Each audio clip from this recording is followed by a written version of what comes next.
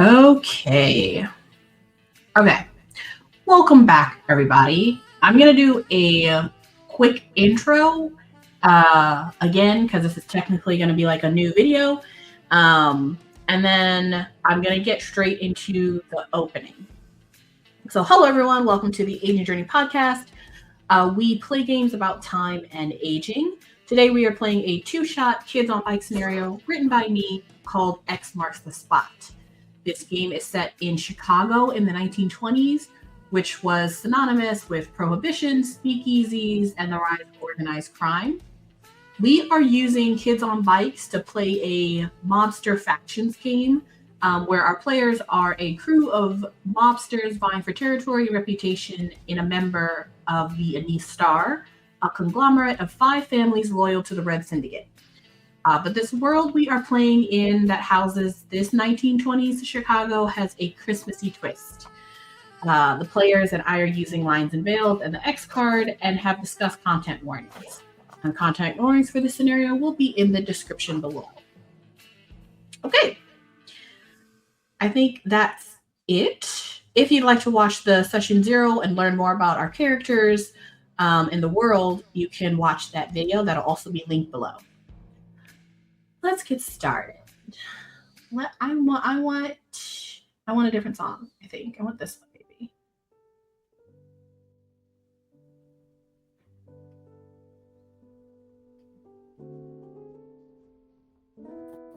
Oh, perfect. Yeah, that one's giving. Perfect. Do I want that background? Sure, I'll just keep that one for now. So we are in 1927 in the streets of Chicago.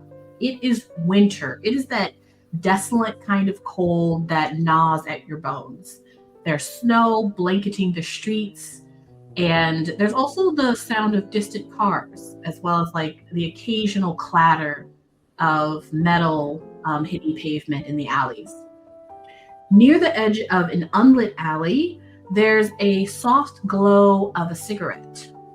At the other end of the cigarette is a woman, a human woman. She's quite old and she has curly red hair, red lips, and is wearing a pair of red glasses. Her hunched figure swaddled in layers over a fraying wool coat. Her eyes are kind of just watching, unwavering in cold, and she's sort of smoking the cigarette, and you can see the steam and the cold air as she exhales. Next to her, there is standing a broad-shouldered man. He's wearing a similar wool coat, also dusted in snow, and he leans against the alley wall, his hands stuffed deep in his pockets. They both stand there silent, the only 2 figures outside on the border of the Anise and Kane territories.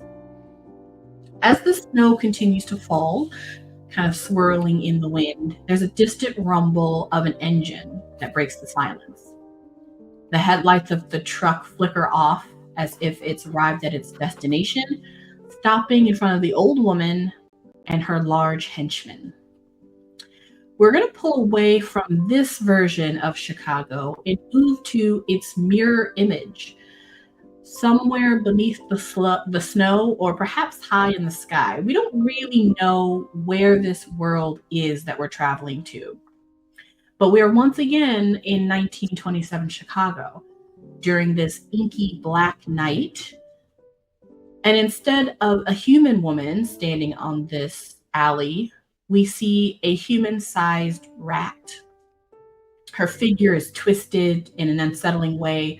Her round ears are flickering beneath her hat, and her whiskers are as long as her fingernails. And she's also dragging from a cigarette. And beside her, another huge creature, a rat man, with a large snout, gnarled whiskers, and a huge, thick rat tail that's dragging faint lines in the snow.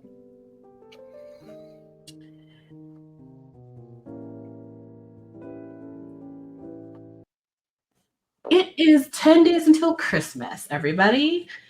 It's still snowing, and in fact, it tends to snow every night and every day in this world. The only light is really the shining silver blue moon, because this Chicago that we're all in lives in like a perpetual winter. It's a strange type of place where, there's gift or strange, uh, my brain's gone, strange buildings that are shaped like gingerbread houses or weird Christmassy icons. Things like mines that would mine things like coal or quartz. They actually mine gems made of sugar. And the icicles actually have different flavors, like strawberry and raspberry blue, or blue raspberry. The city is kind of decorated as well for Christmas. It has like velvet bows and twinkling lights. The light poles are painted red and white. People are also hanging things like dried fig and orange slices off of their icing gutters. And everywhere you go, you kind of smell this like really strong putrid smell of pine, and that's coming from the sewers. The smell kind of wafts up the manholes that are made of chocolate and are gilded with golden aluminum. And there's always like a faint smell of like fresh baked gingerbread because the city is in constant construction. So this is where we are. As we kind of talked about in our session 0, and as we kind of go forward, the city is governed by a criminal organization called the Red Syndicate. And we have 4 territories in this area. The Candy Cane Company, the Reindeer Crew, the Yule Family, and the Anise Star. You are all members of the Anise Star. You reign over a large portion of the city, and you've kind of created a bottleneck of goods with your huge trading hall that's off the lake. Your meeting place is a 5-story building that spans 4 whole blocks and is shaped like a present. It's wrapped with like perfectly crisp wrapping paper.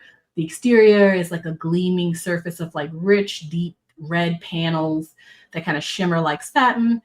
And there are smooth and metallic green ribbons that crisscross the front and the back of the building, forming a gigantic bow on the roof. This is the Anise Star's headquarters, and this is where we begin our story. All of you are gathered in the lobby.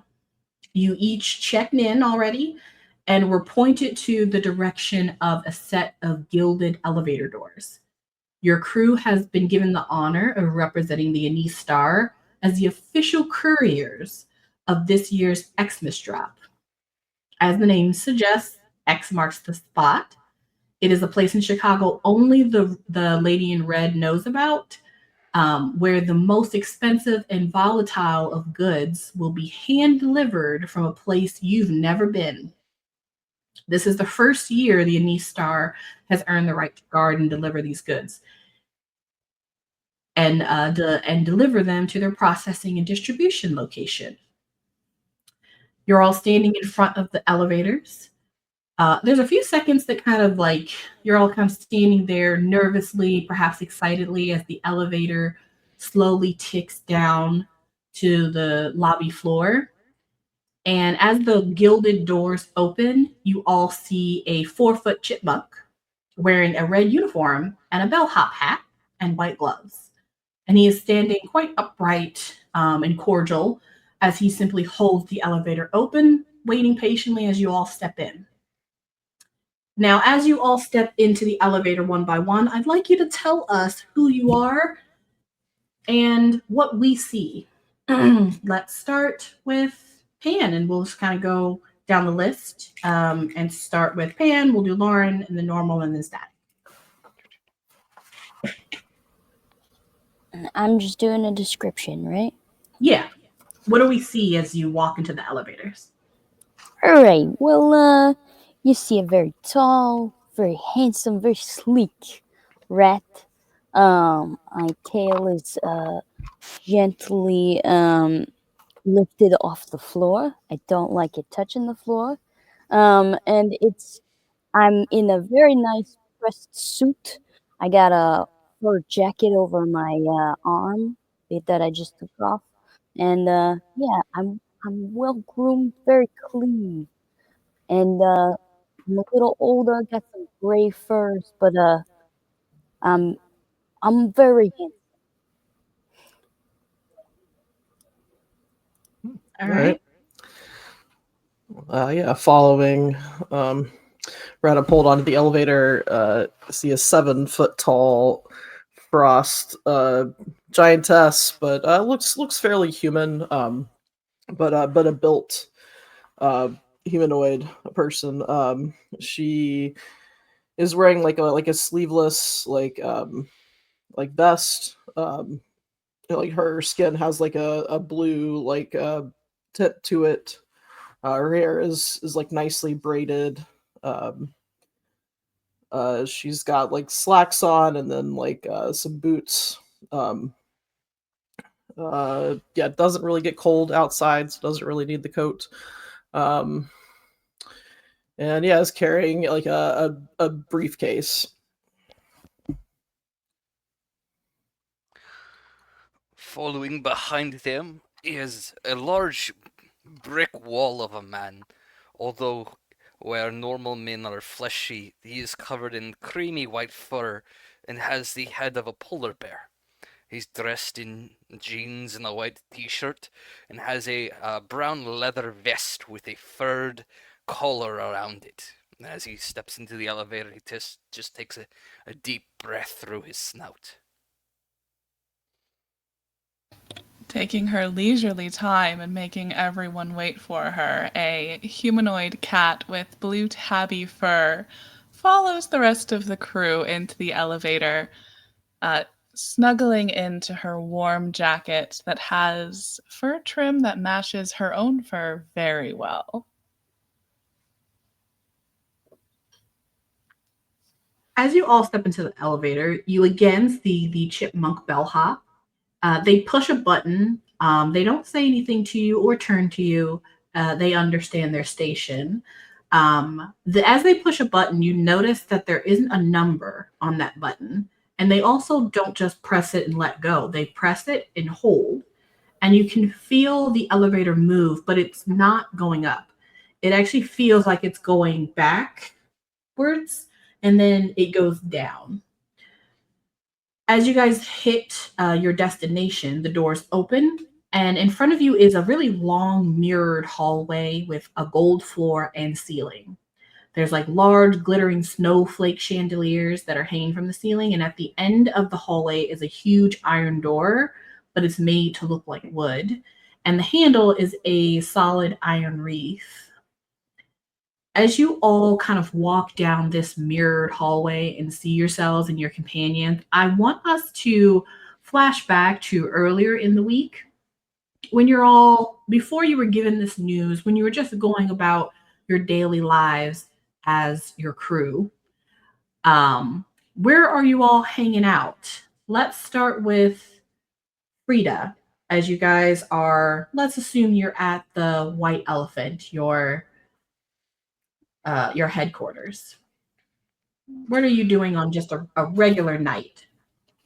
Yeah, Frida is at her desk with like I don't know, piles of lists of inventory, checking them against each other, getting reports. She like what she works with making sure things are secure. So uh, yeah, she's just poring over paperwork. And drinking like a mug of like hot chocolate. Hmm. Static. I think I'm in front of the fire, stretched out, chewing on a silver vine stick and kind of just watching Freda work and having my tail twitch as I contemplate maybe ruining her paperwork. And what are you doing, Blitz? I think Blitz is up in the office with Ratapold, just looking for, at least talking to him about some upcoming contracts that might need to be collected. And that leaves you, Ratapold. Well, after I talk to Blitz about that, I'm gonna call up Bobby and have a good discussion about what this contract is due, my friend. Me and my crew, we might come to collect any day now, so you better, get it together, man. I don't know what to tell you, Bobby baby. You gotta get me that money and that candy, or we're gonna be coming after you for them wishes. Ratapold, and as you're having this conversation and as Blitz is going about his rounds, Fredda, you're going about your day either outside or making your way into the back, and you kind of see a shadow making its way around the building. It looks like short and stocky, but you don't really see the person. You just see the shadow as it kind of like quickly whips around. Is Blitz within range to motion to him? Yeah. So, like, There are- wordlessly, we'll look at Blitz and point to the shadow. Okay. Outside of the building? Yeah, let's say it's outside of the building.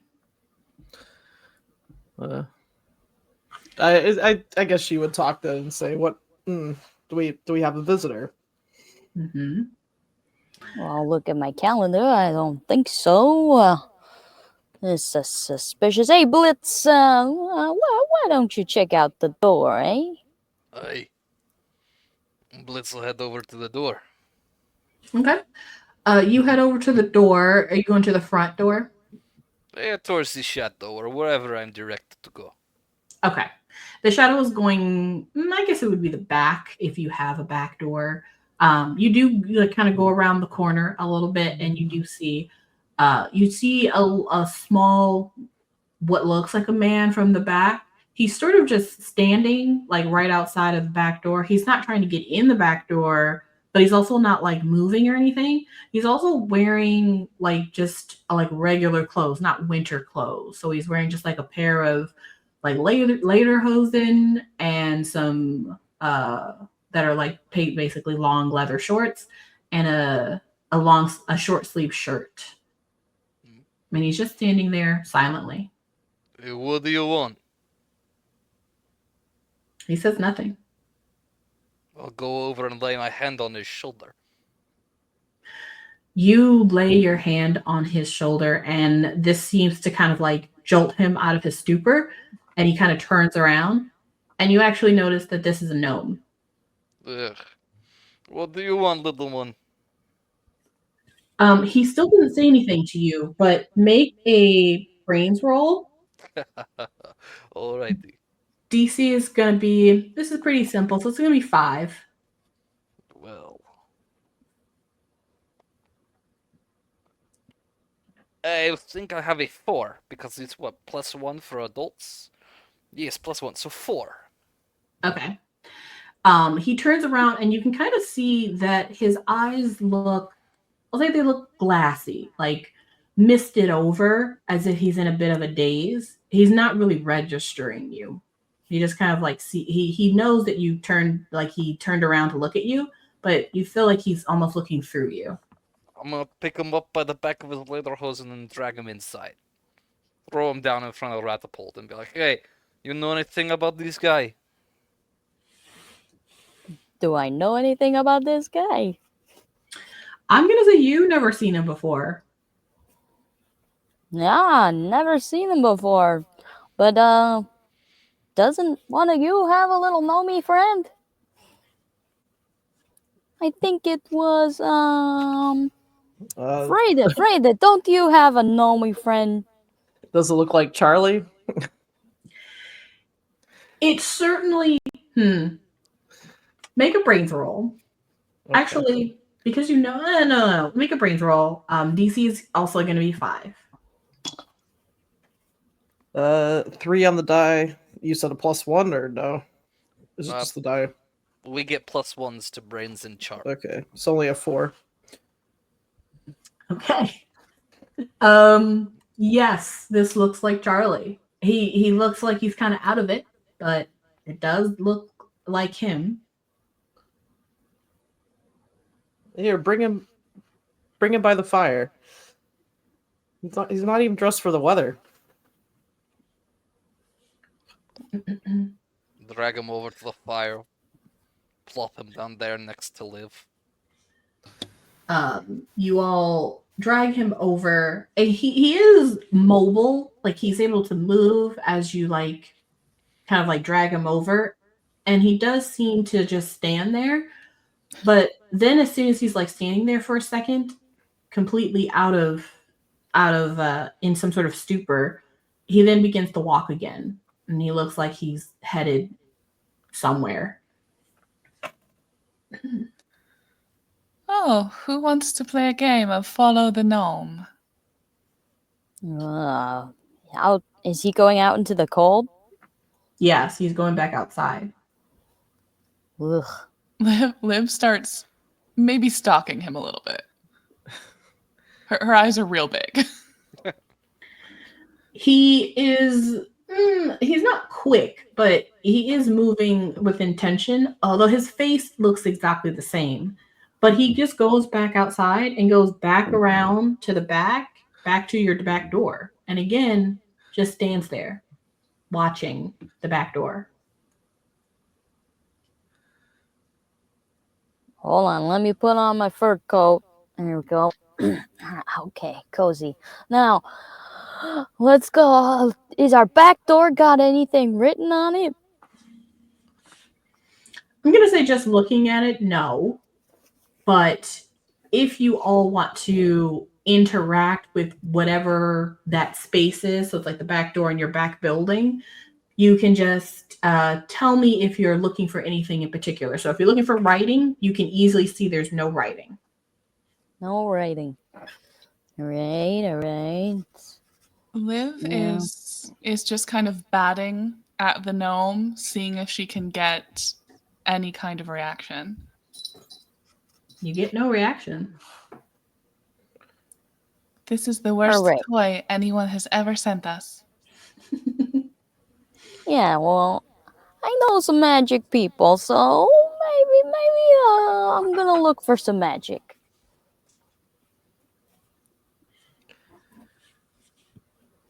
Do you want me to roll something? And how would you look for magic here? Looking for it? With your eyes? With my eyeballs? I mean, this is your place. I'll say that if you're looking at him to see if he's like bewitched or something, then you could do it in a couple of ways. You could try to think about your own history, like the people you know, to figure out if you know someone who could bewitch him this way. You could also like try to figure out if you can ascertain if this is the type of magic you've come in contact with. And then you can also just kind of see if he's looking at anything in particular. Yeah, I was more looking to see what he was looking at, to see if there was magic wherever he's looking. Okay. Let me have you first roll a grit. DC is going to be 10. Okay. It's a D6. Hey, 5 plus 1. That's 6. Okay.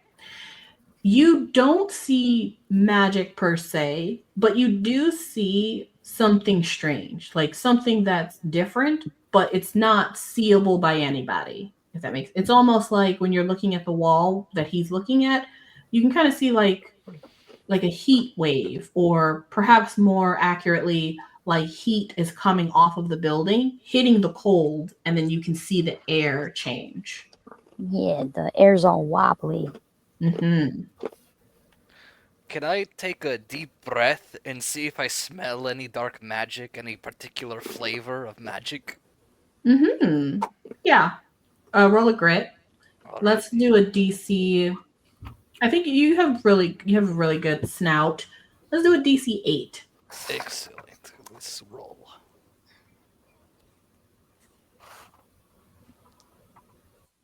I rolled a 9? I believe that's a 9. Yes, there's a 9. Plus 1 is 10. Okay. You definitely do, and remember for everyone when you fail a roll, make sure that you're taking an adversity token. You do definitely smell something. I would say that you don't think it's magic in the sense of like the magic that you know of that exists in this world. It doesn't smell familiar. It smells strange and foreign and weird. Something you've never smelled before. This one's dabbling in weird crap over here. It smells like something else. Can I pick his pocket? Yes. You certainly can. I mean, you're skilled at it. Yay. Let me roll to see if he has anything weird in his pocket. Okay. He has 5 items in his pocket. He has a wadded up piece of toilet paper. He has it looks like a half of a candy cane that's like been half suckled on, and then the rest has been put in his pocket. He doesn't have any money. He's fresh out of money. He does have what looks like a piece of a lockpick, like one of the pieces of a lockpick to do like tumble pick lockpicking.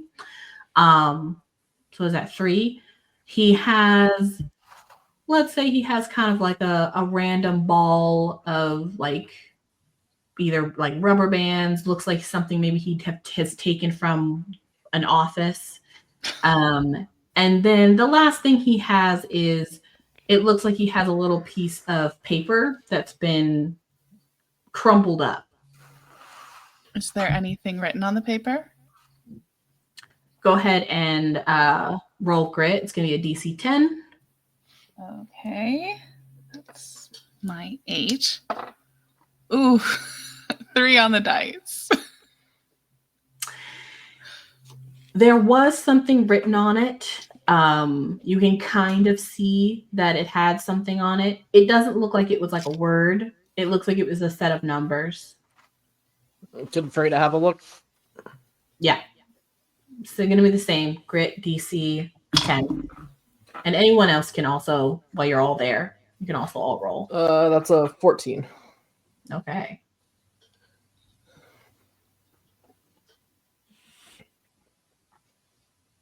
Anybody else roll? No, Okay. I can't even make it to. It's okay. It is a 6-digit code that looks to be to something. You don't, this is for Fredda. You don't think, as you know the security system, you don't think it's to your, like anything in your building. You don't think it's to like a safe or a lock or anything, but it does seem to be something like that.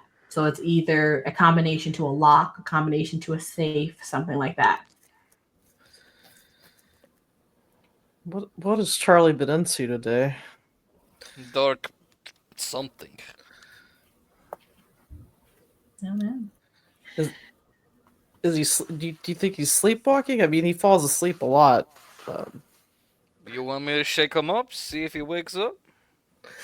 I mean, you've already kind of roughed him up a bit, just throwing him into our abode. So if that didn't wake him up, I don't think he could take much of your roughing up. Let's.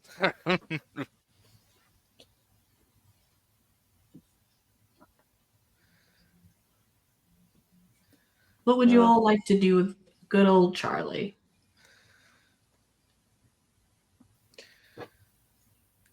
Let's just leave him. Maybe he's waiting for something. I mean, he's your friend. What do you know about him?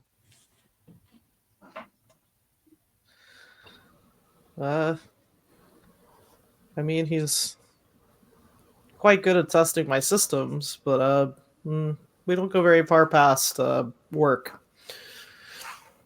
I mean, he wants inside the door, yeah? What do you want me to do? Open up the door, Ratman? Let him in? If we open it, I think he just stands, right? Does he come in? Who is someone opening the door? Well, yeah. I thought we opened it to get outside. No, you guys no. went out the front door. Yeah, we Oh, followed okay. him around. Yeah. Not this side door. Yeah. Let the gnome in. I'll Okay. open the door. Okay. Blitz is opening the door. Yeah. Perfect. Go ahead, and so you're able to click the door open. It opens, and I believe I can't remember who was able to see this strange energy. I think it I was saw the strange Ratapold. energy. As soon as Blitz opens the door, the strange energy seems to dissipate. And when you open the door, you can see inside. Let's say this is like the back, like warehouse section of your building. You just like kind of keep odds and ends in there. There is a very strong, pungent smell that is. It's like a mix between. Well, it's like if you took brown sugar and then soaked it in sewer water, and then left it to rot on a animal. Ugh. Nah, very pungent. So everyone who inhales this whiff of air that kind of comes blasting out at you, go ahead and roll a grit. DC is going to be 10. Oh, I lose. Here is the chance. Let's find out.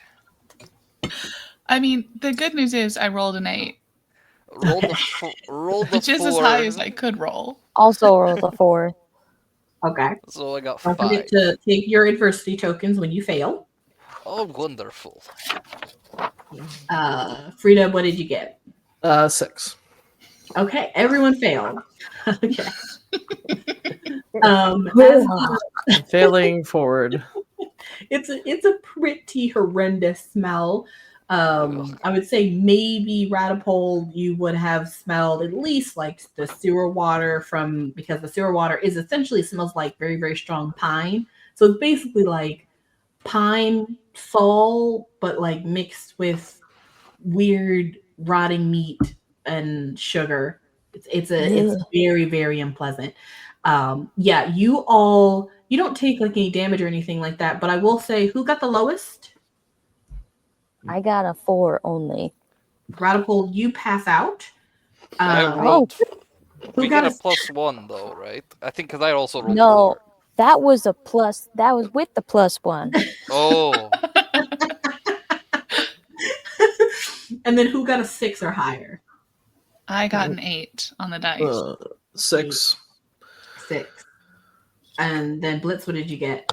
I rolled a 4 on the dice. You also pass out. So Ugh. Frida and Liv, as this kind of hits everybody all at Got good once. noses. You see, yes, the ones with the good noses. You see Ratapold and Blitz literally like it's like they get hit by this scent and fully pass out, falling completely back. Frida and Liv, you guys are like feeling a little queasy and like your eyes are watering, but you're able to stay up. I will say though that you see that Charlie doesn't seem affected at all, and he walks inside. If you're not going to stop him, I think I'm too concerned about my 2 companions passing out. I think Blitz. Does Blitz carry some smelling salts to wake back up his people he bodies around? No, I just hit them until they wake up again. I don't think that's how it works. If you do it enough, yes, it works. I think, Liv is going to look at the 2 on the ground, kind of glance at Fredda and be like, well, I think we can never let them live this down. and then like step over Blitz to follow Charlie. Okay. So Liv is following, and Fredda, you're helping, at least trying to like I'm bring gonna them. try to shake them awake. We will leave you three doing that while Liv walks in. Liv, you walk into this back area. And I'll say you've probably been back here before, but perhaps not recently. This is mostly like grunt work place. You know, this is where they just put stuff or bring out stuff. There's nothing really interesting back here usually. You are following Charlie, and he is making his way as if he knows where he's going. But as you follow him, the smell is definitely getting worse. And not only is there now a smell, there's almost like a wetness in the air. And so I'm going to need you to make another grit. And that's going to be, again, a DC 10. Why do I do this to myself? I only have an 8. 7 on the dice. Okay. You don't pass out, but this is rough. Like, if you continue to follow him, you're suspecting it's not going to get any better. This isn't that big of a room, let's say, but he is continuing to walk like deeper down the path to somewhere. If this is like kind of like a distribution warehouse, do we have anything that might be in it that could sort of like mask smells? You possibly could, yeah. Go ahead and make. Yeah, let me go ahead and make you have you roll brains just to see if you would know what in this warehouse would be safe to put around your mouth. Or could I interest you in using my treasure hunter ability to spend one of my adversity tokens? You certainly can. Hey.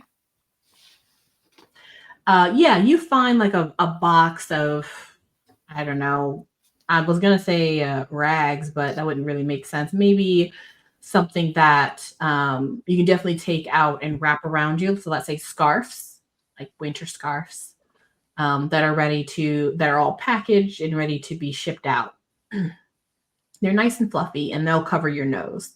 So next time if you continue to keep going with this on, I'll lower the DC for your grit. Yeah, I think she picks out the most beautiful scarf she can find, of course. Wraps it around her snout and continues to follow the gnome. You continue to follow Charlie. Charlie is on a mission, but as you continue, the smell does continue to get worse, and we will come back to you. Ratapold and Blitz, you both are lying on the ground. You know you've been knocked out. You know you've been knocked out because both of you are kind of like standing in some weird liminal space, but you're together. And there's no sound or no light. It's like you're in like a white wall room. Well, that was unexpected. What are you storing in there anyway? Well, I don't store anything that deadly. We have some like rare candies from foreigners, but not like what you store down in the cellar. Like, Look, at least I keep mine on ice. Did yours expire? that's a good question. I probably should have asked when I bartered for it. As you two are having this conversation, you can hear a very light laughter. Almost sounds like something small, but it's just a very light laughter coming from somewhere. Hello? Don't encourage them. You get no response. It's white all over, right? Or it's white all over, white on the top, like above you, right on the bottom of you, like on the floor. It's as if you're in like a big old white box. as someone who's been in my fair share of fights, and I'm sure has been knocked out a few times, is this familiar at all? No. Oh, this is not good. And I would say not only have neither of you ever seen something like this before individually, it's very weird that you're here together. Hmm. Do you think we died? No, Blitz. I don't think we're dead. I think, now go with me on this one, that we're in the human world. Don't be ridiculous. I don't know. I've heard some weird things.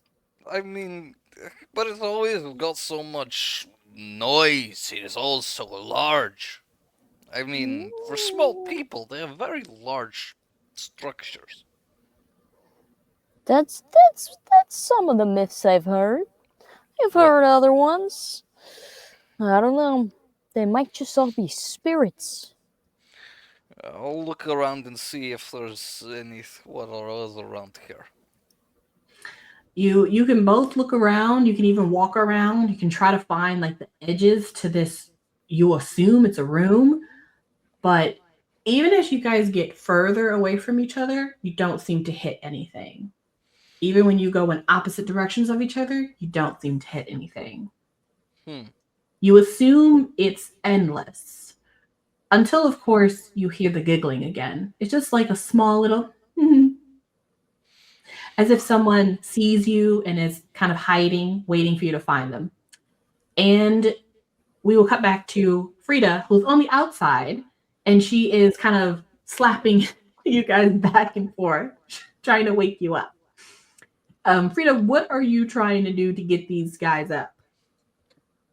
I mean, I'm gently like shaking Ratapold's shoulder, and then I'm just like slapping Blitz like across the face. They are dead sleep, or at least you think. They're not snoring. They just seem to be non-responsive. I'm gonna pick up Ratapold, put him over my shoulder, and then just drag Blitz in by like the ankle inside. Perfect. Fredda gets you guys inside. I'll say that there's a warm fire because that's where you guys were earlier. She gets you next to the warm fire. And as the warm fire starts to warm you all up because you were all outside, Fredda, your necklace that you have around your neck, the crystals start to not, it almost feels like they're also heating up, but they're just warming. Do the spirits want to tell me something? They may want to. I'm going to say that as you put them both down and you kind of feel this warmth, you're definitely getting a sense that something's wrong here. It's not just that they're unconscious. Like either something from that back room caused this, and that's like the issue. You also can tell because of that warming and that's coming from the spirits that it is most likely like something a little beyond the norm. All right. I will spend a token to use my spirit medium power then to try to talk to the spirits and see if they can tell me anything about what's going on. I love that. Can you read what it says under your spirit medium power for everybody? Yes, so spirit medium. Ice and snow spirits are loyal to you. You are able to command winter spirits to come to your aid. This power is not infinite. Using a power takes one full action and spends energy. Whenever you use this power, you surrender a token to the GM and roll 2d4 to see whether you succeed or not. Failure can lead to injury. This is a very low DC. DC is going to be literally like 1 or 2, but go ahead and roll your 2d4. 3, 5 total. Yeah. What does this spirit look like as they manifest in front of you? I think this one looks a lot like her, a frost giant Okay. Um, There's like a wisp of snow that kind of comes out of nowhere, and it essentially molds itself into a copy of you, and it stands in front of you. Its voice is very like whispery and soft, but it is not really speaking like a English or a common language. And so it's speaking to you, but it's also pointing, and it's pointing back towards the back door, the back room that leads to the back door. does it want me to follow? It does. Okay. We'll leave my friends for now, or associates. Okay, Frida, you are making your way to the back. Liv, you have secured yourself a little scarf. The stench is getting worse, but it's not getting like worse. Like I think at this point you've gotten close enough to where this is probably going to be as bad as it's going to get, unless you're like right on top of it. But you also see that Charlie has also made it to whatever the stench is that it's coming from. He is on his knees as you approach him from behind, and you can kind of see him doing something from behind, but you have to get closer to kind of see what he's doing. Oh, if he's eating whatever that smells like, he's never welcome in this house again. Okay, let's see what the gnome is up to. You guessed it. He is fully shoveling this substance that as you come like right behind him and you can see over him, it is definitely looking like it was at some point some sort of a creature, okay, like from probably this world. So because it's like pretty big, it's like 4 feet long, but like shrunken. It looks to be almost covered in like a greenish black mold, you think, and it's lightly bubbling. And he is with his hands just digging into this thing and shoveling it into his mouth. Ugh, see, this is why you bury things when you are done with it, Blitz? What is this? Ugh.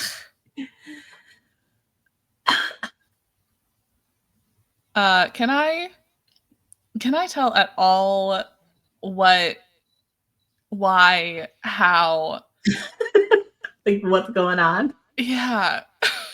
Well, I'm gonna say I don't think you would have an idea yourself. I think this is something you've not seen before. But if you want to, you can try to like get through to Charlie somehow with charm, or you can try to get through Charlie somehow with brawn or fight. Or you can try to investigate yourself with grit. I think she'll kind of like get, I don't know, I'm sure she has a cat toy or something in her pocket, and she'll like kind of like dangle it in front of him, still staying as far away as she can from the thing, and be like, little gnome, I have better snacks for you. Come on, you don't want to eat whatever Blitz left here. Come on.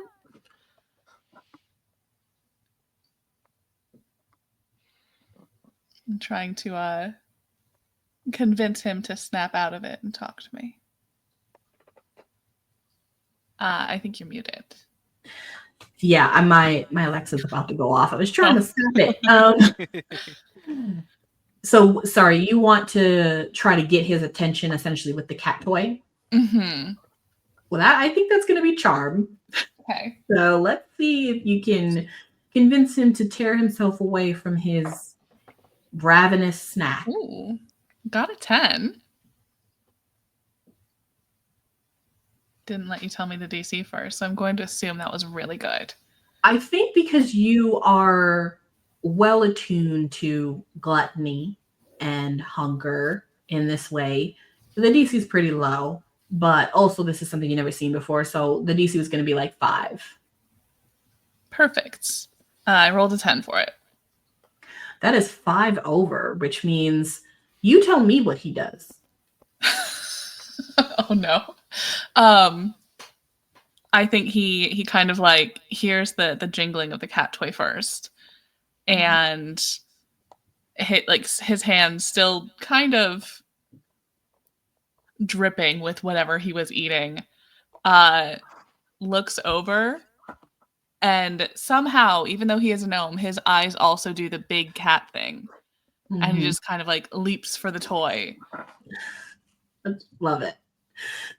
He is now for some reason a cat in his mind, and he is having just a blast with the toy that you're dangling in front of him, while that weird goo still remains on the ground. And as this is happening, this is when Fredda walks in. Fredda, you have already kind of smelled this and were fine the first time. I'll say if you're coming into this back room and going towards where you can hear Liv is, I'll have you make another grit roll. Okay. That's exactly a 10. Ooh, nice. Yeah, you're like, oh my gosh, I didn't think it could get worse as you get like closer, but you're able to kind of like stomach it as you get closer, and you see Liv is playing with Charlie with a cat toy, but you also see a strange bubbling mass on the ground. And while you guys figure that out, we'll come back to Ratapold and Blitz. You all have been in this like weird liminal space for, I mean, in your minds, like literally a couple of seconds. You're just kind of like, oh, well, this is weird. Like you literally just had your conversation while all of this has been happening with Fredda and Liv. And so you're not sure about that time difference. But to you, it's only been a couple of seconds. And so when the little giggle happens for the second time, you're just kind of like, oh, okay, well, you know, that's weird. And you're not able to touch any of the edges. But as your bodies get warm, because you were outside in the cold, as your bodies get warm by the fire, you also start to feel stuff. So you start to feel warmth in this liminal space. And then also you start to like see the edges of this room, you would assume. It's almost like things are like coming back to you, essentially, like you're trying to wake up.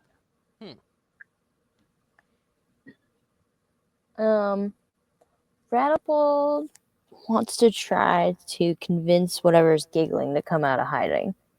So, all right now, I hear you giggling over there in the corner over there. Now, just now you come out. I got a little candy in my pocket. I'm sure you would like some. Come on now. Come on out. Okay, go ahead and roll charm. I think because you said candy and you are someone who seems to be very good at persuading and connections, we'll make the DC a 5. Okie dokie. And it's a 14. Wow. Persuasive. That's my gig, babe. As you entice this giggling voice to come out and perhaps meet you, you get your wish. You do indeed see, you would perhaps consider it a creature, but you have only seen these creatures in like pictures or like through lore. But it seems to be some sort of a human, you think. But it's very small, perhaps underdeveloped. You're not sure. It basically kind of pops into existence from this white liminal space, and it's wearing like a long gown that kind of sweeps the floor, and it has this wild, strange like hair that seems to be pointing out in all spaces, but just on its head, and then the rest of its body seems to be completely hairless. It is a absolute freak of nature. I've heard of these. This is what they call a child. A child. A child. Yeah, I heard about it from Dusmorph. You know, my other wish guy. He's so small. Like Is you're small, but he's even smaller. hello there. Would you like some candy? I'm gonna hold it at the very tips of my claws, so that hopefully I don't accidentally touch the child when I hand it to them. This small child, as you have named it, sort of patters towards you. You can kind of hear the bottom of its feet walking towards you. And as it gets close enough for them to reach out their hairless hand to like grab the candy, you see that they smile, and their smile is, well, no great way to say this. Their smile is teethless and also very black, like there's no light inside of the mouth. But they do grab the candy, and they proceed to eat it, and you hear like another little giggle while they just stare at you slowly. And they're not really chewing, they're just kind of putting the entire thing in their mouth and swallowing it. Does the child seem dangerous?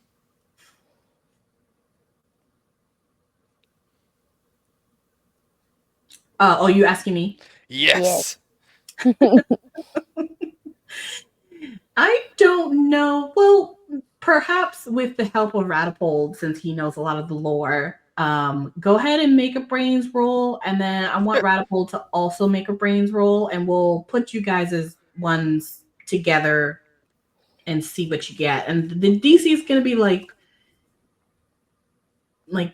13. Oh no, this is all you, bud. Oh. Am I making the roll? I rolled the 1. Plus 1 is 2. Good job. Great. And yeah, you're rolling as well, Ratapold. Oh, okay. Brains? Yes. Oh, God.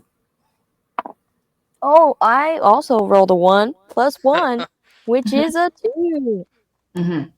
Perfect. We're thinking real good in this dream. You remember Fredda talking a lot about how humans are like quite weak, not dangerous at all. And like they're way smaller. You remember her saying that they're way smaller than her at like adult. And you're pretty sure that this is a child. So like, yeah, like basically harmless. Yeah, no, it seems alright. Hello? Do you have a name? The child kind of slowly nods their head. What is his name? Okay, alright, we're getting somewhere. Yeah. Alright then. What is it? It tries to like use its hand to like mime something. Either it's trying to draw out its name, or it's trying to like try to explain you what its name is. But you get the sense without even rolling that it's not able to speak. It's really dumb. Bummer.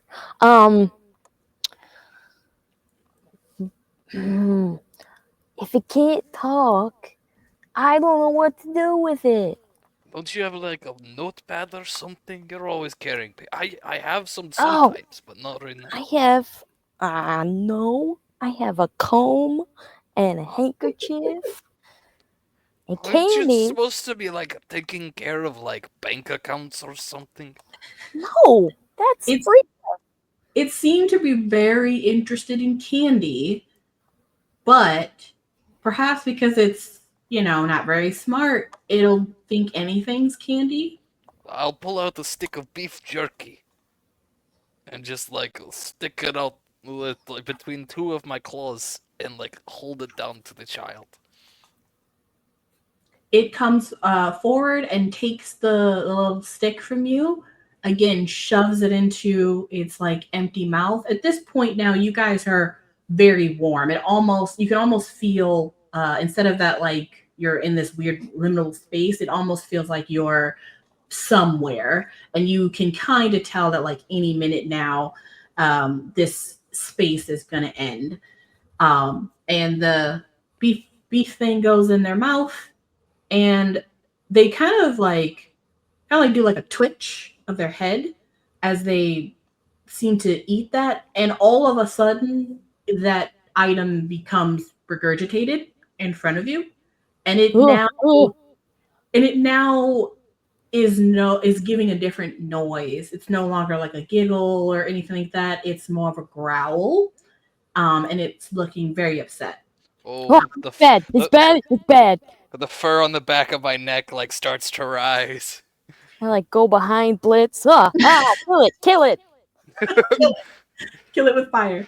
As this is all happening, though, literally in the blink of an eye, just like when you guys got there, you are back on the floor, but you are now awake, and you were in front of the warm fire.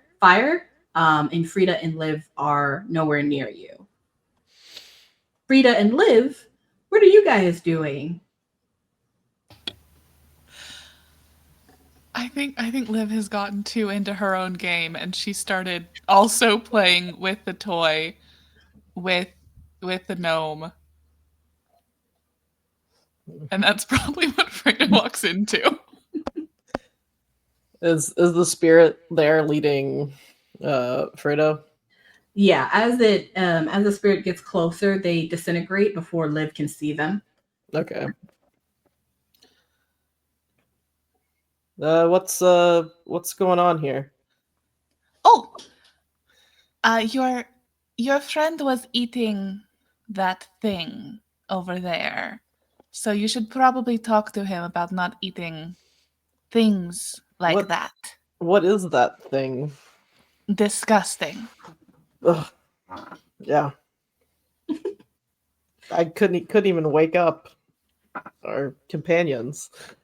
Just knocked him out. Good.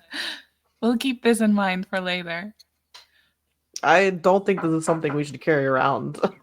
Unless you can put it in like a sealed container. Do we? No. I mean for blackmail. Blackmail, okay.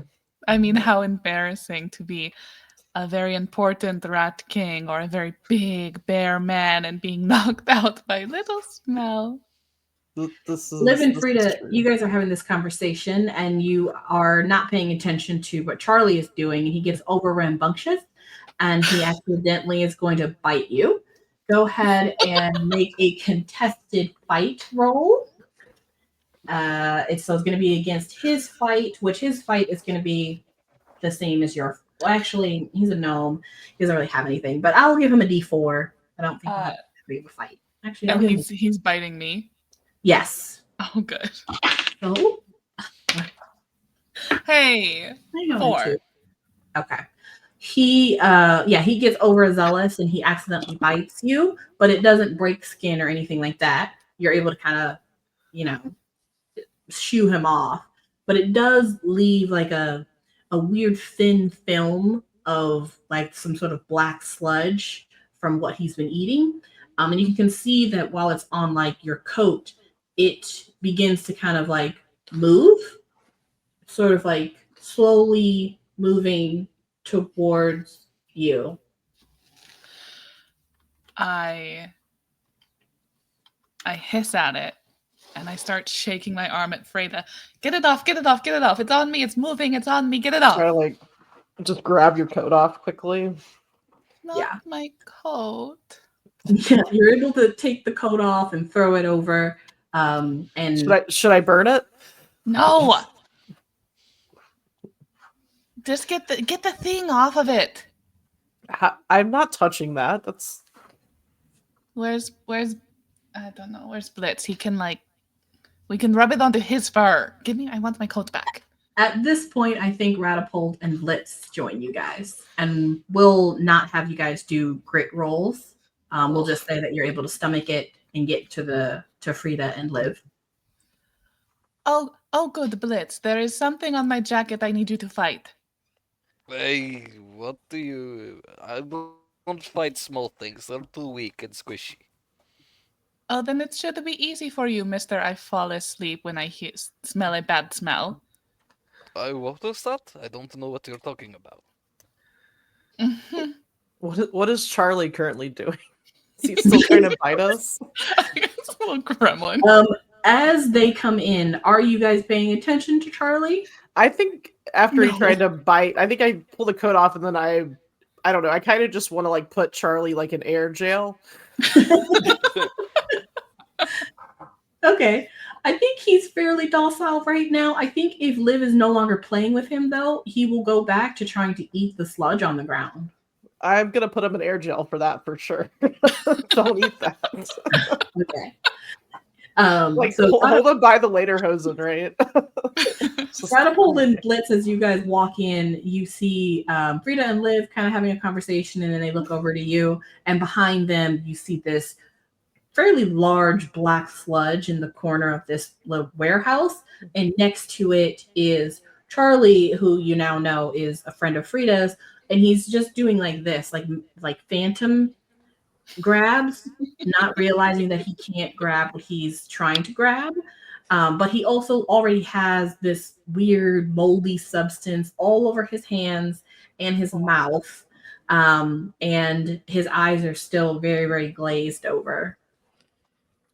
Nope. I'm gonna stay right here in the doorway.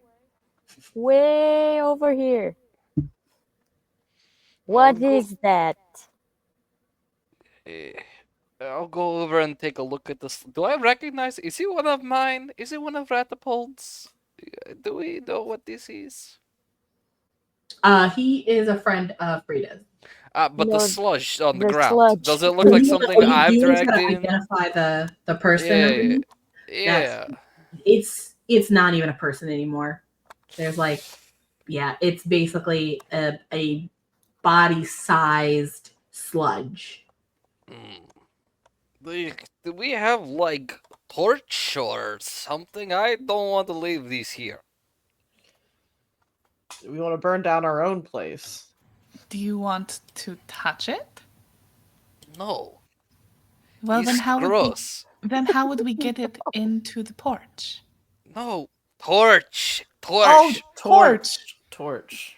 Oh yeah, we could have burned Fire. the place down. There's a fireplace. Go grab a burning log or something. Okay.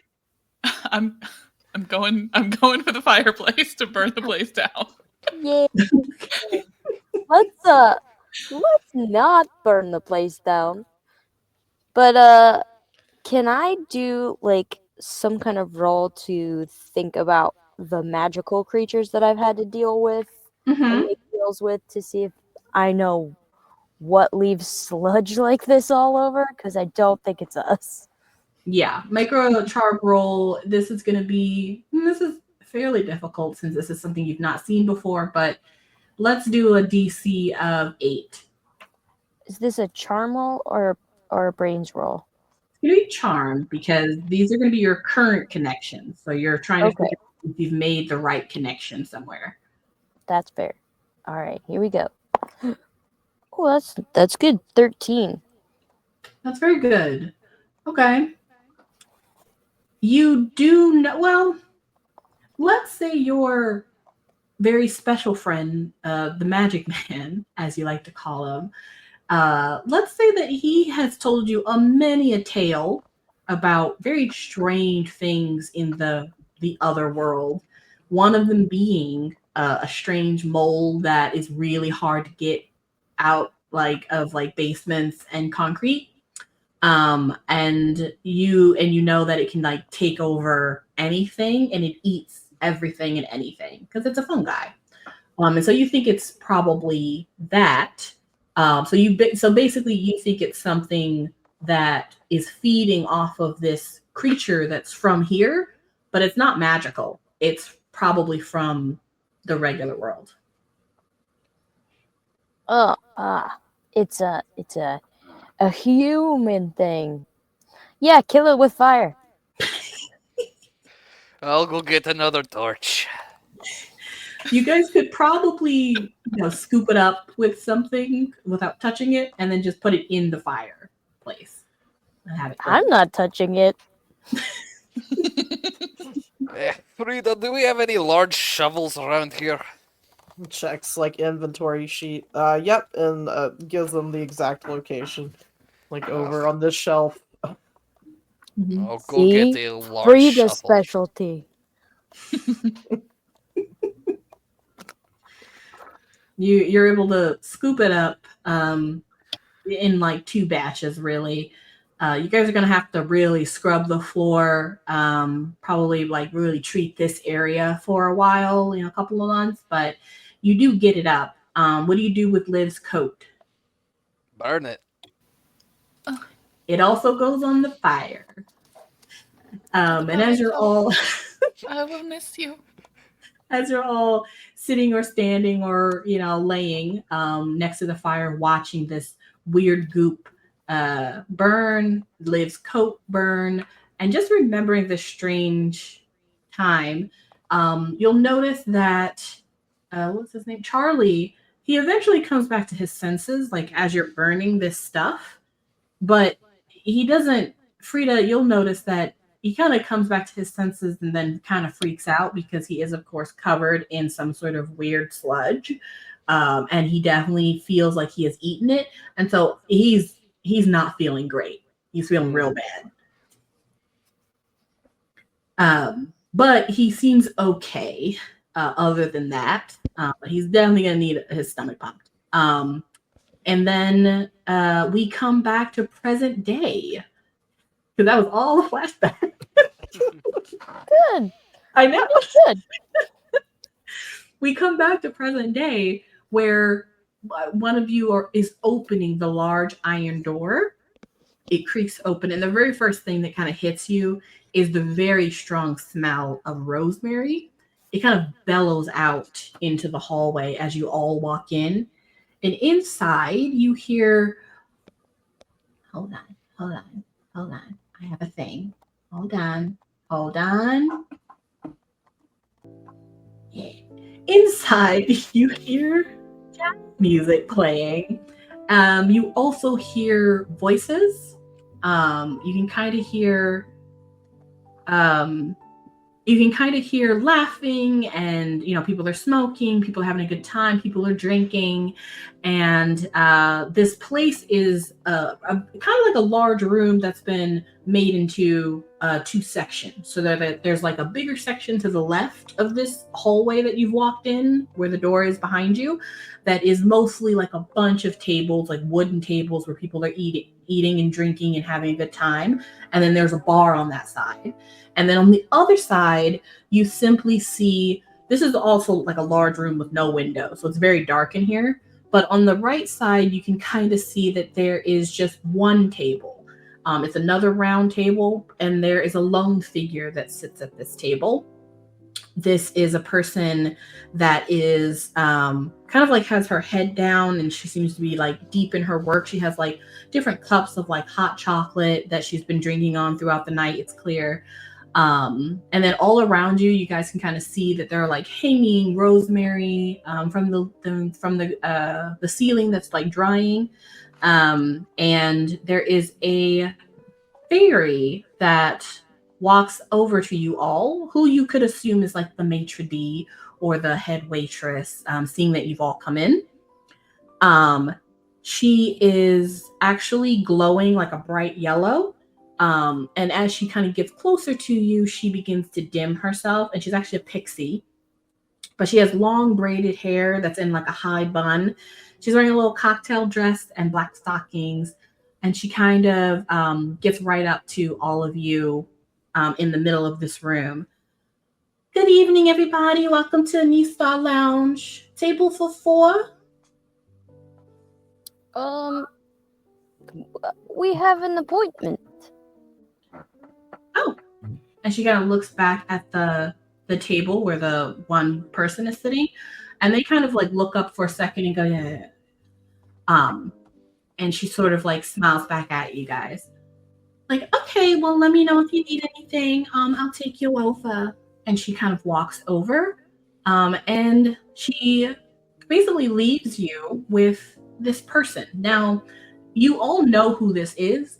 You just have never met or spoken to or been this close to before. This is a elf, and this is not just Well, any come back. elf. She has light blue skin, as well as like stark white, like bone straight hair that is tied up into a very tight ponytail. I mean, it looks like her face is being pulled back with the ponytail, and that like her edges are going to start bleeding any moment. She has like these large but like narrow, glassy black eyes with no eyelids, and long, sharp, pointed ears. This is not only one of Santa's elves, but this is Mrs. Claus's personal assistant, Tracy Holly. And she kind of looks up at all of you. Welcome. I hope you've had a good trip here. Let's not dilly-dally. We have a lot to discuss. Please. And she kind of opens her arms to show you that there are seats for you. Well, thank you, Miss Holly. Well, I'll pull out Ratapold's chair and then just stand behind him. thank you. We're here on business, you see. Yes, honey, I know. I am the personal assistant to Mrs. Claus herself. Of course. So you know. Mm-hmm. I'm sure you know what's going on. You've been briefed, but this is a formality. I'm just here to give you your instructions and the map, and then you'll be on your way. We got the briefest information. Do you have more specific information about the goods that we will be moving? Well, no one knows exactly what you're bringing until you go pick it up. That's the deal of the gig, I'm afraid. Well, how are we supposed to know we got the right thing? You'll know. It'll look, special. I don't know. Okay. I'm sure we'll be fine. We have a good eye for value. That's fair. Yeah, Fredda's opened the briefcase and is like taking notes. She sort of just like puts one hand under her chin and she says, And then she takes out a long scroll and puts it on the table and opens it up after like kind of pushing her papers and her hot chocolate to the side. And you all see this map. And as she opens it, she kind of takes a tube of her red lipstick and she marks an X on the map. Well, that's where you're going. Let me give you a little bit more information, as much as I can give anyway. This is essentially where you're picking up. You're picking up 5 minutes until midnight. Okay? Not a minute before, not a minute after. You are then to take the package and to take it to the chimney, where it will be delivered again at midnight. Not a minute before, not a minute after. I'm sure you understand. Timing is essential. All right? Well, where to get here to this X, from this X to your place in 5 minutes? That is correct, yes. Jeez. Does Farah know that this is where it is? Do you know what is? Well, it's right next to Farah's place. That's not the best place to have to get to right now. Oh, I see. Listen, I know you're new at this and all, but the drop-off is the drop-off. We don't have control of that, all right? Your job is to pick it up when it needs to be picked up and to deliver it as necessary. How you do that is the reason why you were chosen for this feat. And I'm sure you're all prepared, I'm sure, correct? Of course. Prepared enough, I guess. It just looks really nervous. Starts like fiddling with papers. Like, yes. Excellent. Yes, you'll be picking up at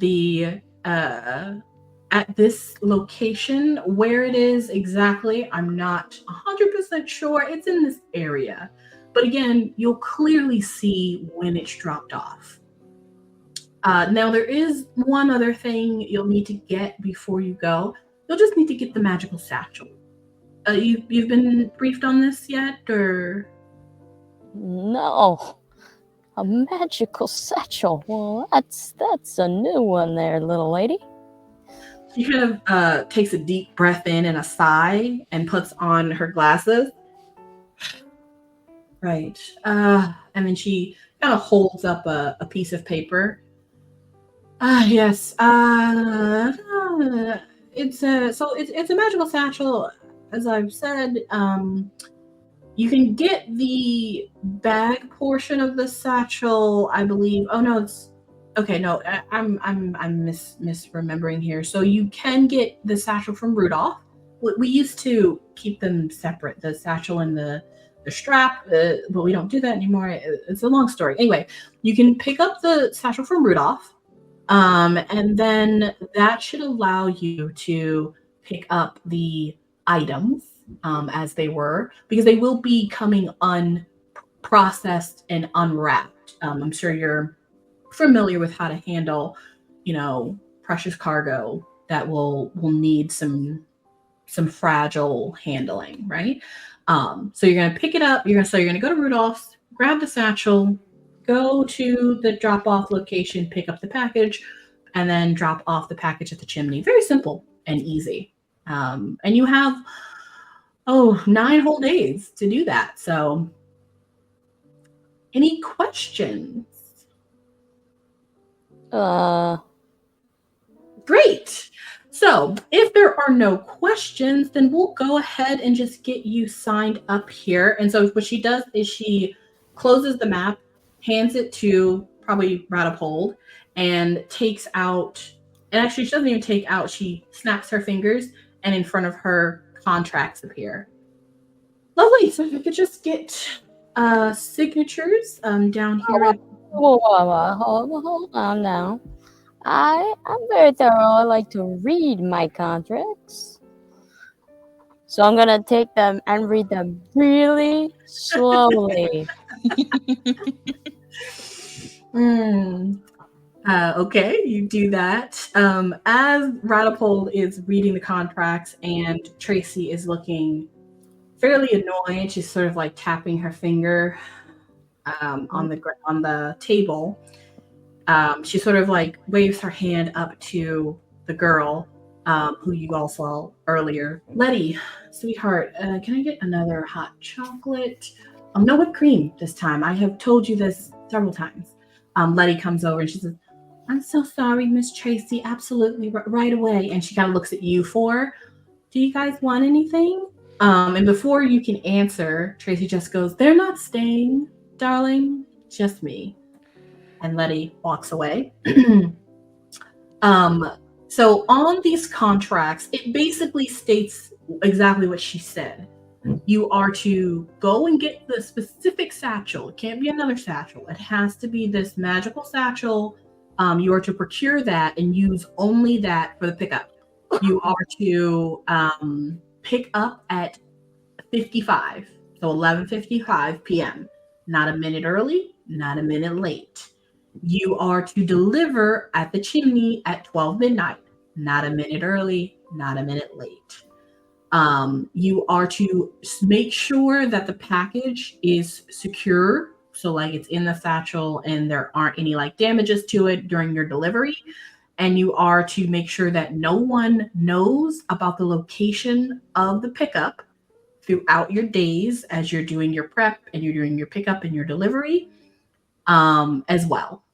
And those are and also it kind of has like fine print at the end that's like, this is like your job. So essentially, if you mess up, you mess up. So it doesn't matter if, the satchel has a hole in it, fix it type of situation. that's the vibe it's giving. And then there's a line at the bottom that's has like a little X where you need to sign. There's no other fine print that's like, if you don't complete this mission, you all get your ears ripped off and like a bunch of other horrible things. Let's see. I'm going to say make a grit roll to really look to see if there's anything off about this contract. Okay. And the DC will be low because you do contracts, so we'll make it a DC 6. Oh man, I have to roll perfect. Are you sure it couldn't be brains? I'm reading. No, it's going to be great because you're looking to see if there's anything wrong. You've already read it. You have everything you need. Okay. Here we go. Oh, nope. That's a 3. Okay. Yeah, you can't tell anything that's different about these contracts. You can always try to push Tracy to be like, are these legit? Oh, yeah, I could do that. All right. Now, you're the biggest conglomerate of this side of the North Pole, so what's the lowdown? What are you trying to push on us, huh? I don't think I understand. Was the contract not clear? You are Is simply there to do anything you're not telling us that She we has- need to know? Go ahead and make a charm roll, and it's going to be against her charm roll. Oh boy. And so I'll tell you what you need to beat. Okay. A 13. Oh boy. No pressure. Oh nope, did not do it. It is a 6. Okay. Don't forget to take adversity tokens. Yes, I have 4 now. She looks at you and goes, I assure you, this is all plain language. This is the same contract that the Candy Cane territory has been signing for, 200 years. So I'm sure if it's good enough for them, it's good enough for you. Seems legit, you guys. Do we get a copy of this for our own records? Of course. And she, as soon as you all sign, she snaps her fingers again, and a copy duplicates. Each one duplicates, and she takes the originals and she kind of puts them on the side to be filed by somebody, not her. And then you all have copies. Now, I will say, as you begin your journey here, there is a small issue of the borders to the Yold territory being closed. We do understand that is uncommon. In fact, that's never happened before when we've had a drop-off. So we would suggest that you appeal to Asphira, directly. Just let her know the situation. I'm sure she'll be reasonable. Yes, when I think of a word to describe her, it's reasonable.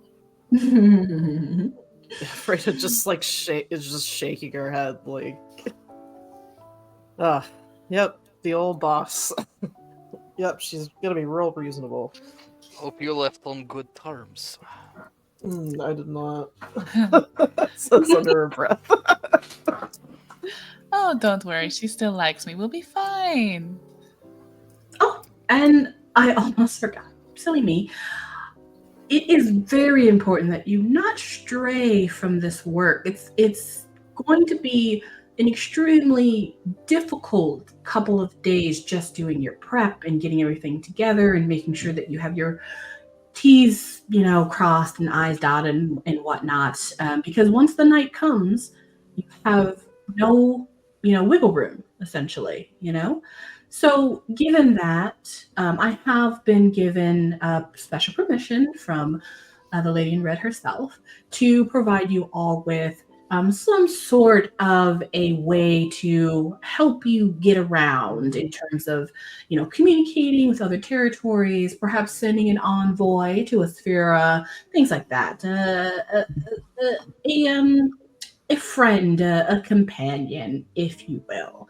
And she once again kind of snaps her fingers, and you all don't see anything. You simply just feel something that's happened to you. And she will essentially just explain anytime need a little bit of help with communicating, or perhaps you need to send someone to go do something very quickly.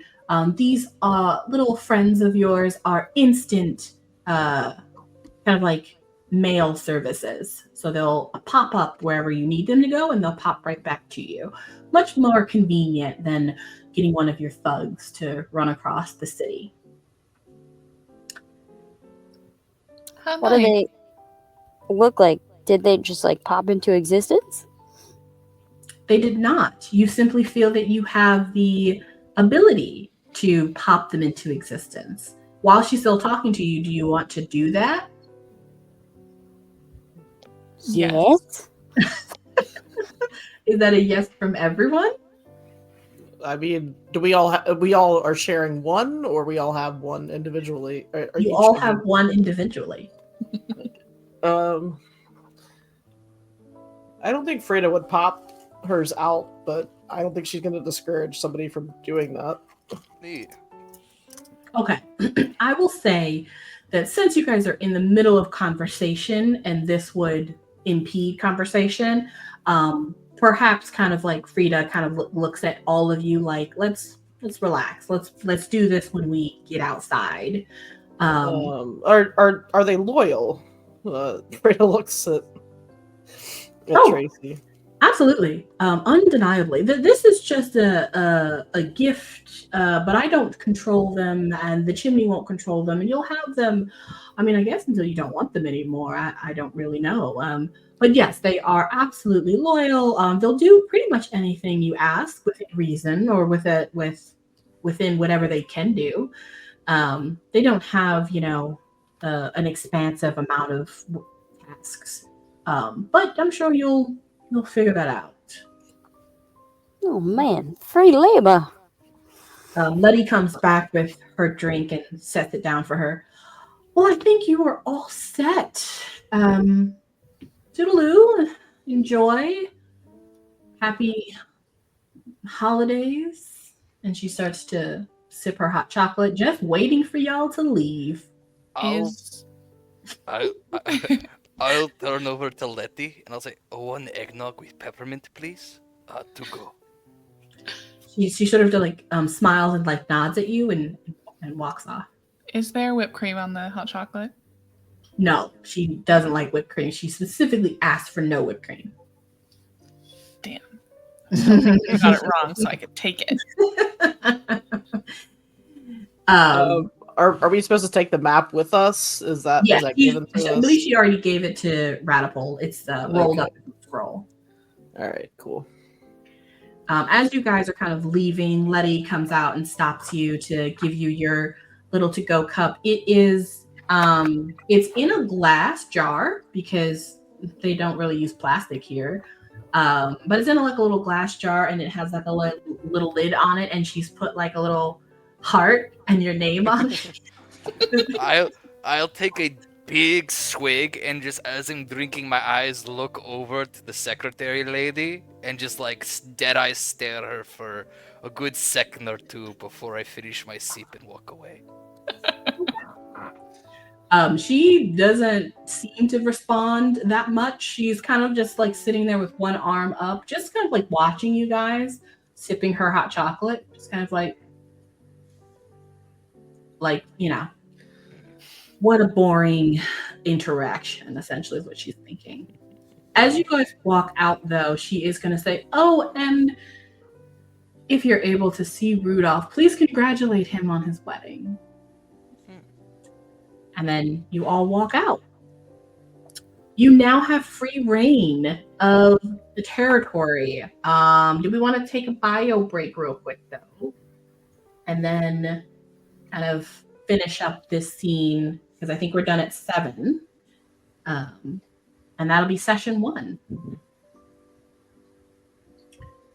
I'm down for whatever. I could keep going. I could take a break. I don't care either way. Okay, well, we're just gonna take a Yeah. 5 minutes so that I can run to the restroom. Nice. Okay. No worries. Cool. Okay, so you all leave this your Anistar headquarters. You kind of come out into the lobby once again, walk outside. It is as usual snowing, just blanketing everything. It's a very light snow tonight, but it's absolutely beautiful as it comes down and frigid cold. You all are kind of standing outside of the headquarters, about to go on, wherever you want to go at this point to kind of start prepping for your pickup that you've been charged with. And let's see what type of companion you all get. So this is a this is a homebrew, I guess you could say, thing that I have added. And this is what's going to happen. This little creature is going to pop up, and I'm going to describe it. And then I'm going to have each of you roll a d12. And then I'm going to record on a table. You can't see what that d12 means. But when the little creature spawns, essentially, you can give it a name. So they'll all pop up at the same time. And then you let me know what you have named it, and then roll a d12 and tell me what your number was. So as you're all standing outside and you're finally together and you're no longer with Tracy, you're like, okay, well, let's see what this thing is. This companion thing she's given us the ability to do. And what you see happens is you all do it, you all summon it. And it's just will. It's just okay, well, come here, thing. Right now it doesn't have a name. And what happens is you all see right in front of you, right on the side, there's this really tall tree, and it has really spindly branches, and you all see simultaneously these branches begin to sprout really long, spindly twigs. And then the twigs snap off, fall to the ground, and they sprout legs and arms, and they all run over to you with their little beady eyes. And you now companion. And they all look exactly alike. They're all identical, and they don't. And they just kind of wiggle towards you, and then stand there right in front of you, and you know that yours is yours. So. I'll start up at the top. Ratapold, yours kind of stands at your feet and kind of looks up at you. What is its name? And go ahead and roll your d12. I'm gonna name it Tan, which is short for Tannenbaum. And I got a 9. Tan? Tan. And you got a 9. Yep. Okay. That's a good sign. They're all very good. And I am writing up these scenarios, so they will be available for people to play in the future. I've been asked to do that for a long time, and I've never done it, but I'm doing it for these. Yay! So the Halloween one and this one actually will have write-ups, and so people will be able to see how absolutely hilarious some of these are. Okay, so we have Tan 9. Okay. Yeah, he kind of clambers up, and he kind of sits nestles inside of your little pocket where your pocket square is, and he's just kind of sitting there, ready for anything you need from him. I'm gonna move him off the pocket square and put him on my coat on my arm because I don't want to ruin the silk by getting it caught in his branch. Fredda, yours does the same thing. It kind of wiggles over to you and kind of looks up at you. What's its name? Charlie Jr. Oh. I rolled a 1 on the D12.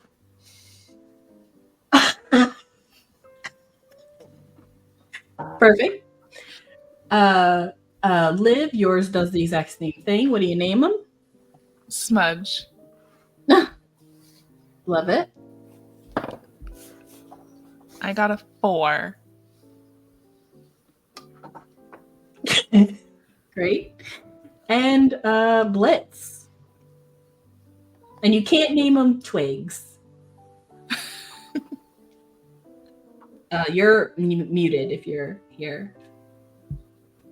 How disappointing. I will pick him up between two of my claws and like turn him around a little bit, and then just sit him back down, and I'll call him Spitz.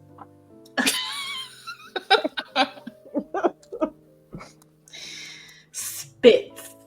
Yes. Perfect. And what's your number? Oh yes, it is a 9. Okay, reroll. 2.